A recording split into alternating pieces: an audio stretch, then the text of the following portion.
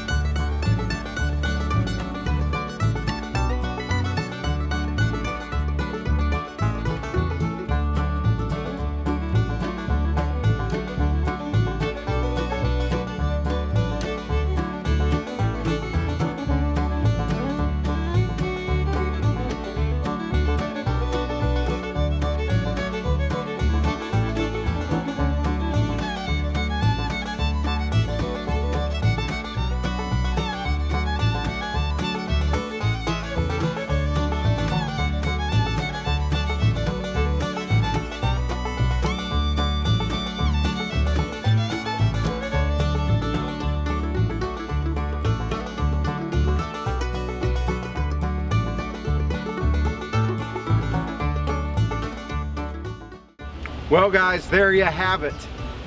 Try finding this at the Home Depot, huh? What do you think that these slabs would cost if they sold them? All of these logs came from the customer's property, so all he had to do was use a little chainsaw gas and get them here, and I did the rest. Now some of you may be wondering what this wood is going to be used for, and what he's going to do with these shorter pieces, which are about 7 to 7.5 feet long, is he's going to turn those into tables, live edge tables. I'm not exactly sure what he's going to do with the 16-foot long slabs that we have down here. Then he's got what he wanted cut is as large a squares as possible out of those other 2 logs. And so I think he's going to be happy. I'm happy to work and happy to do this for him. We are always reminded that work is beneficial for our life, and it can give us joy, meaning, and purpose. And so if you're feeling lazy, if you're feeling like you don't want to do it today, do like I did. Get up in the morning, work hard, get it over with, and when it's all said and done, you'll really enjoy all the results of your labor. Well, as always guys, if you have made it this far in the video, thank you very much for watching. And if you are not subscribed, I would ask that you do that. You know, I actually have a lot of people that watch my channel and watch it consistently that aren't subscribed. So if you're one of those people, please just go ahead and hit that subscribe button. What that does is it helps my videos get noticed on YouTube. It raises them up in the rankings so that people will actually see them. So as always guys, God bless you all. Take care, keep fighting the good fight, and we'll see you next time.